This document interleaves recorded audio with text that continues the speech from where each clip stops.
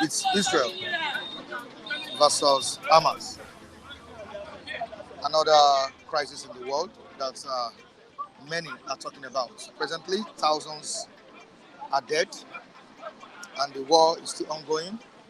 Don't forget that the Ukraine and Russia war is another case study. It's still ongoing. We have Israel, you know, also striking hard, hitting hard on Hamas. What do you have to say concerning this? Many have been displaced, presently. I think the Hamas stirred up the crisis. But ordinarily, everything seems to be moving on smoothly. Before the Hamas, the Islamic group in Palestine invaded Israel and started killing innocent citizens to the point of Israel losing up to about 900, if not more than, persons and taking over 100 persons hostage. If you trace the history of Israel, you understand that Israel is a country that does not play with her citizens. Israel is a country that is very conscious of security. Israel have a very small population, so they place high premium on their citizens. It's just about a country of about 9.something million people. So if you are killing close to 1,000 persons, you know what it should mean to them. In Israel, every youth is a soldier. Even if you are not active, you are a reserve soldier. And when they need their rights, they get enlisted with joy to fight for their country. Unlike Nigeria, where if there is war, I don't think you'll be ready to go and fight for Nigeria. Personally, I will not fight anyway. Why? Are you not a patriotic citizen? My patriotism do not get to that level. The children of the ministers, commissioners or at the state level, the senators' children should be the one to be in the war front. But are the one benefit from the government, not myself. Now, what will be the implication of this? The war ongoing? No, there are so many implications. One, you are already witnessing a colossal damage of lives and property. Property, yes, we could rebuild it, but life is sacrosanct. As humans, we don't have what it takes to bring back human beings back to life when they are dead. So to that extent, the monumental waste of life we are seeing is quite unfortunate. Like I said the other time, the Hamas stirred up the crisis. And Israel is determined to ensure that they decimate the Hamas to the point that they will lack capacity to attack. And before they can do that, I think Gaza Strip will turn to rubble. And from the news we gathered, it seems it has affected oil prices as well. Definitely, it's going to affect oil price because price surge. Yes, it's going to affect, and that is a bad news for Nigeria. Because currently, why federal government is in a dilemma is because the price of crude have increased in the international market, and we import largely what we consume in terms of PMS is being imported. And if the price of crude increases in the international market, the implication is that our pump price here is supposed to increase. The federal government have been living in denial. Perhaps because Mr. President during his inaugural speech said subsidy has gone. And they don't want to come and make any statement that will look controversial and that will expose government as a government of the seat. They are living under the illusion that there is no subsidy. That is why marketers is telling federal government, come clean. Who is paying the difference? Landing costs have increased. Why are you getting money to pay the difference? Once you pay the difference, what it means is that you are subsidizing. The former government called it under recovery. Whatever nomenclature you give us, you give it. Let us know who is paying the difference. Let us know where you are sourcing money to pay the difference. So it has direct impact on Nigerian economy because the pump price here will increase. But again, I think Israel have made a point clear because the Prime Minister Benjamin Netanyahu has said that this is the beginning. I'm talking about the bombardment. That this is the beginning. That they are going to identify all their hideouts and take them out.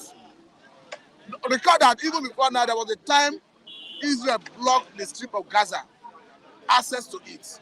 As it stands, they get their supply of, Strip of Gaza, get their supply of water, light, medical, from Israel. And most majority of people living in Strip of Gaza live on aid, foreign aid from countries. Now the implication is that Israel is going to block all that access. And going forward, we are going to start seeing starvation in Strip of Gaza. Okay. So it is a very bad situation they brought upon themselves by allowing the Hamas to use their country as a base to attack Israel. They are going to live with the consequences. Now, former Minister of Foreign Affairs, Bolaji Akiyemi, that's Professor Bolaji Akiyemi, yesterday, while granting an interview on Arise TV, he said that Benjamin Netanyahu, the Prime Minister of Israel, is pushing for Third World War. I don't know how you see this. I think he was expressing his freedom of speech. But I know that Israel have right to defend herself, just like any other country. And if you feel someone is a threat to you, the best thing you do is to address it. Because if you allow this pocket of Hamas to continue dwelling in Gaza Strip of Gaza, these people are all repented in what they believe in. They will attack Israel at any given opportunity where the coast is clear. So that is why Israel is going for. Israel know what they want. The problem of Israel is not how to kill. The problem of Israel is how to minimize human civilian casualties. But unfortunately, in the event of the conflict, there's no way you can rule out civilian casualties. So looking at the statement credited to the professor, I cannot categorically accept his position. Okay. Because if the Hamas do not attack Israel, you will not see this conflict. And you cannot tell Israel to fold their hands. A situation where a country of just 9.7 million people, you have killed about almost 1,000 persons. They should fold their hands because you are afraid of Third World War. I don't know what they mean by that. All right, away from that, let's quickly move to the certificate saga, that is ongoing. Of course, we've had enough of Bola Ahmed Tinubu's case. That is another one. Atiku. Maybe they want to put Atiku on the hot seat again. That's an allegation leveled against him by the APC government, which Dele Mohammed, his spokesperson during the 2023 presidential election, has come out to clarify the issue. And he has said that Atiku didn't forge any certificate, and he swore an affidavit. That he sees no reason why anybody will come out to say that Atiku has forged a certificate. And the person that is in question has forged certificate is the APC presidential candidate. I think this drama is becoming interesting more and more. I think what is clear is if you have anything, if you go through his record and you see anything indicting, I think the APC camp or whoever should not hesitate to bring it to the clear. Beyond what Atiku is saying, that I saw to an affidavit before now, adding Sadiq to my name, that it is the records are there. Beyond what he has said, anyone with any useful information that is contrary to what he has said, that has the capacity to expose perhaps his record that is not clean, should come up with it. Because Dele Momodu has even challenged Mr. President. He said when he received the news that he reached out to Atiku, who gave the explanation he's now bringing to the press. He was even challenging Mr. Tinubu's Mr. President handlers that they should reach out to their principal. Let him make a similar clarification so that they too can feed the press. So for me, I'm not holding brief for anybody. I didn't manage Atiku'S academic activities or process. So if anyone has vital information that is capable of exposing whatever bad record, I think the person should come forward and make it public. All right, lastly, before I let you go, petrol price has hit about 1,000 per liter, in which Q has returned. We are not even talking about dollar. Yeah, dollar is 1,025 naira to a dollar. Now we have petrol price. And we have queues, in different stations. Even this morning, I don't think there are some filling stations are selling fuel. Mr. Abel, let me tell you one thing. Look at the statement that came from government when they removed subsidy. They said they wanted to attract foreign investors.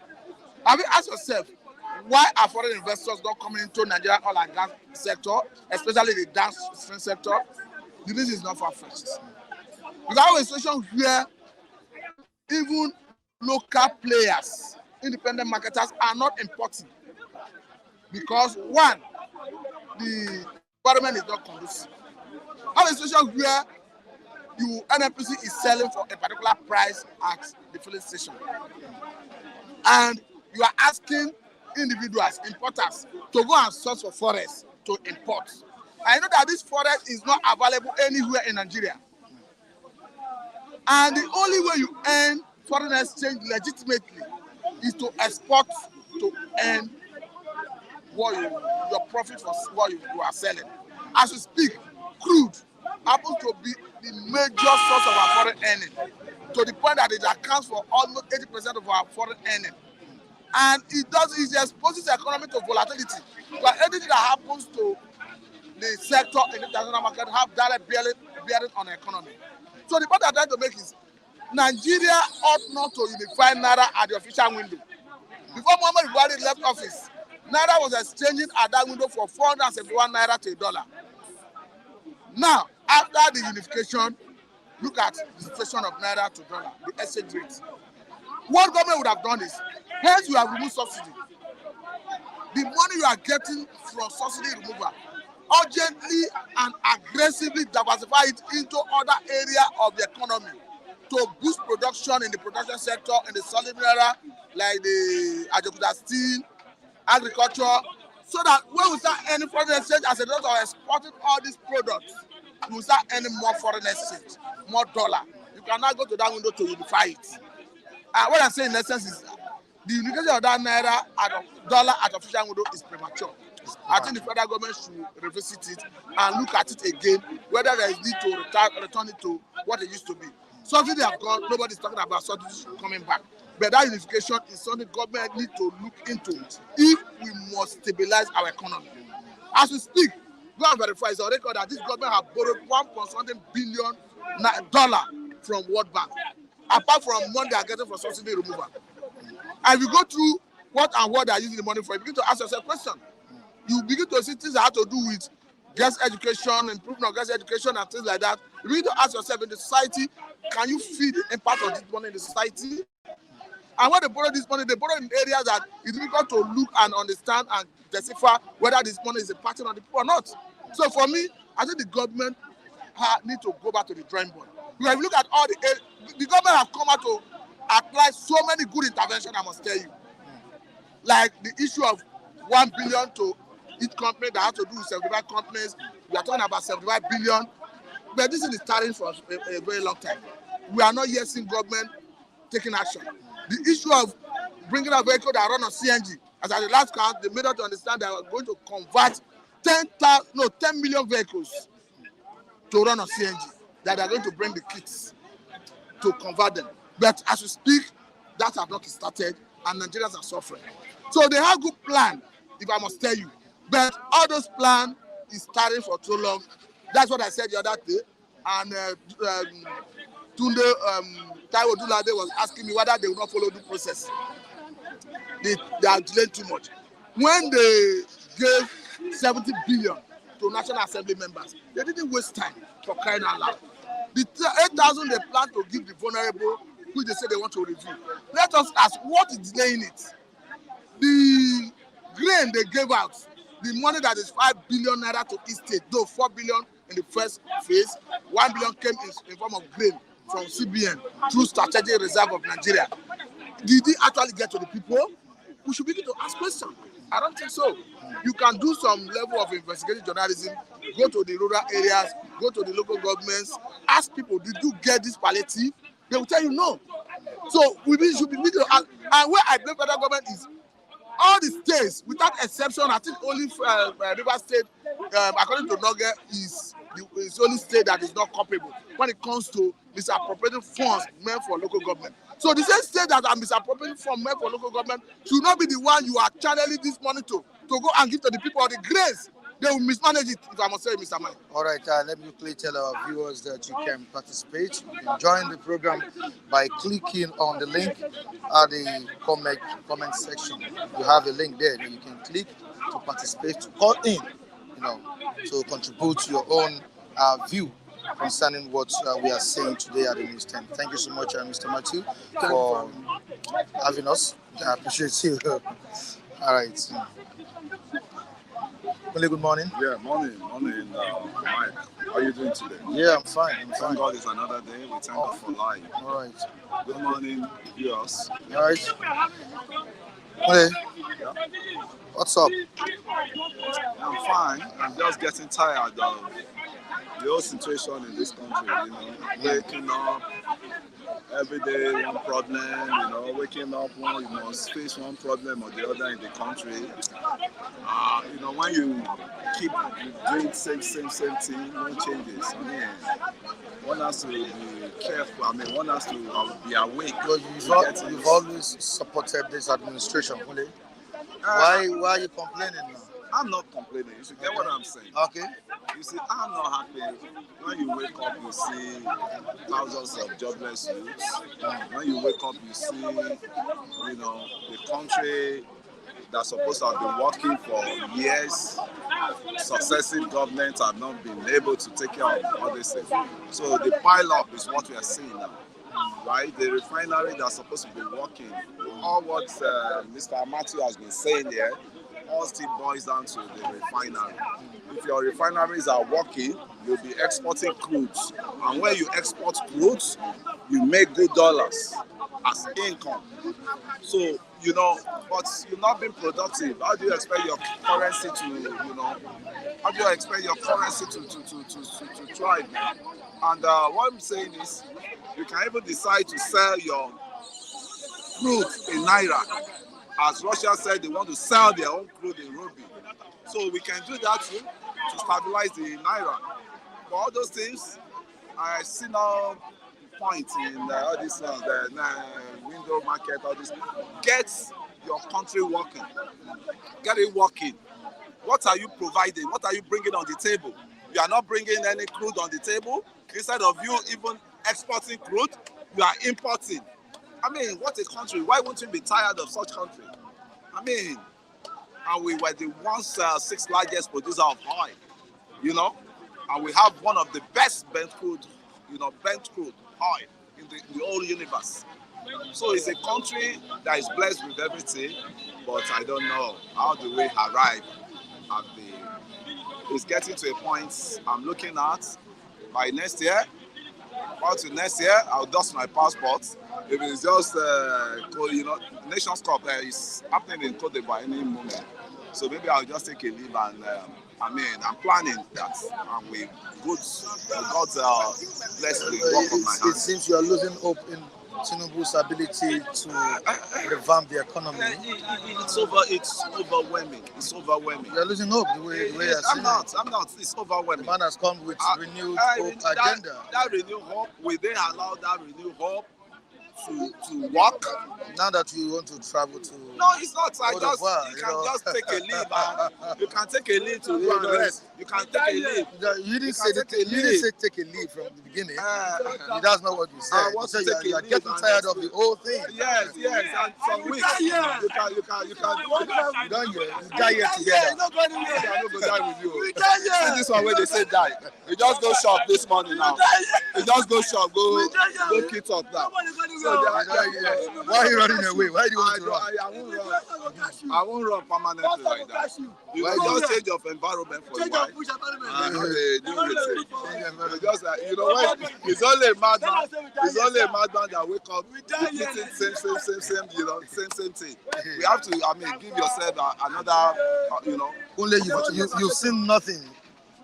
Dollar is now 1,025 naira. Who made the dollar to be 1,000? 1,025 naira. It's your lazy leaders you've been having. Let me say it. What did they put on the table as it's your lazy leaders. It's your lazy leaders. What have they done? Under Buhari, what happened? no refinery. Under Jonathan, no refinery. Under Obasanjo, no refinery. We had enough turnaround under Obasanjo then. We have enough turnaround under Jonathan, but no one could be able to put. And so that's why I so much sympathizing with the youth, because it's not all these things. Not supposed to be partaker of all this punishment we are facing. When we have leaders, they fail to do the needful, they ought to do. If you are talking about Jonathan, talking about this person, don't forget that the APC government also wrote for it. Yes. And that's why I said Buhari. You heard me mention okay, sorry, Buhari. I didn't hear that. Buhari, Sorry. I said Buhari. Okay. Buhari 8 years was like a colossal, colossal, governance. So to me, Buhari never do well because Buhari do nothing about economy. And the economic group he has there and expertise, they were not advising him well.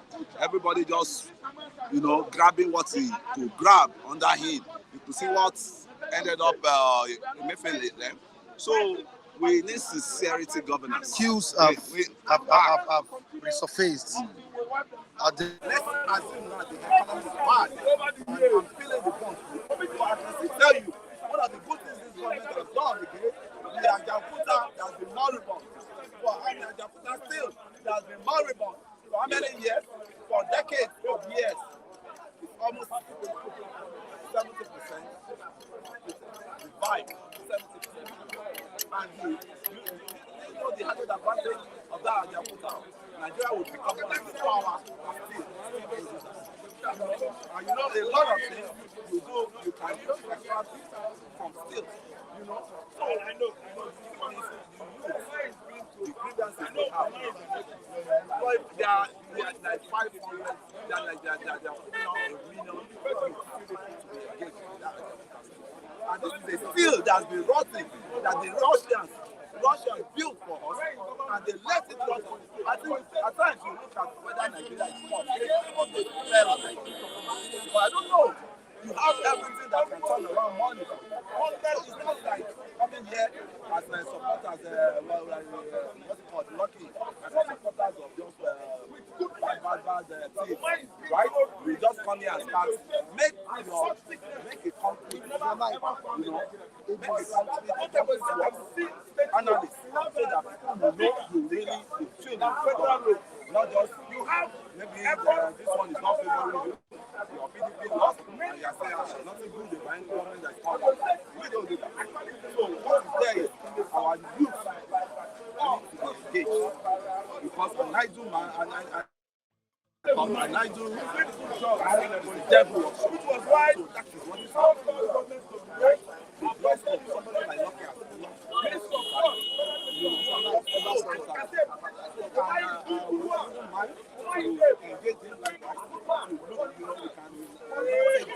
what can we do? What can we do? And we ourselves, we want to start. I'm serious. I just told you about rules. And I was that's the point of the research. I won't just be closing my hands. How do we do expecting my hands? Successive government. They could not fix the binary. They wanted them person is there in the country. So everybody's trying to work. They want midnight miracles to happen overnight.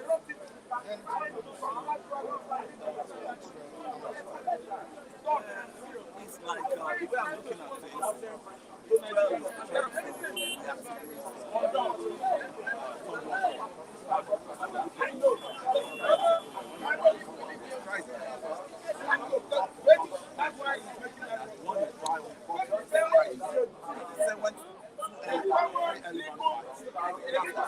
So we Africans, sometimes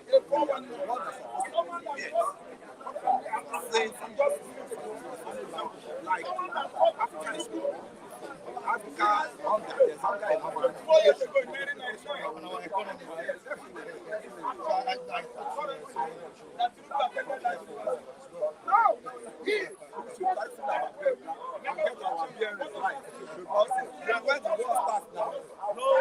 donors again. No donors will remember that there's one Africa. No donors will remember that this what's it called? Negro in Africa. Because there is war everywhere.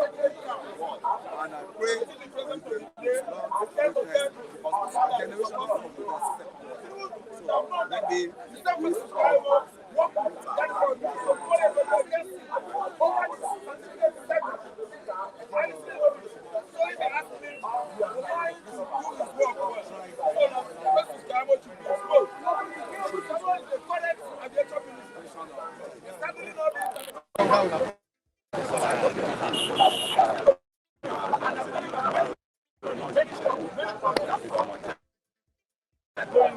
a wise man, as an oracle, and give it to Asiwaju.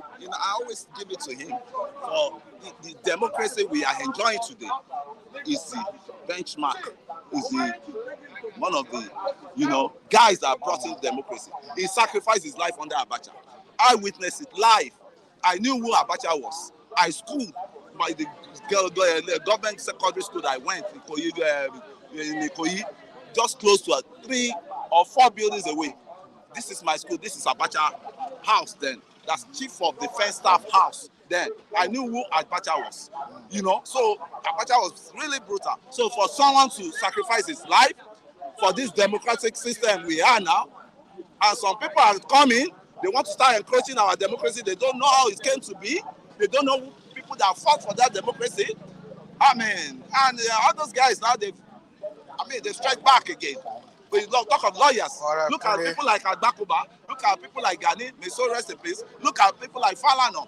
Look at people like a lot of them.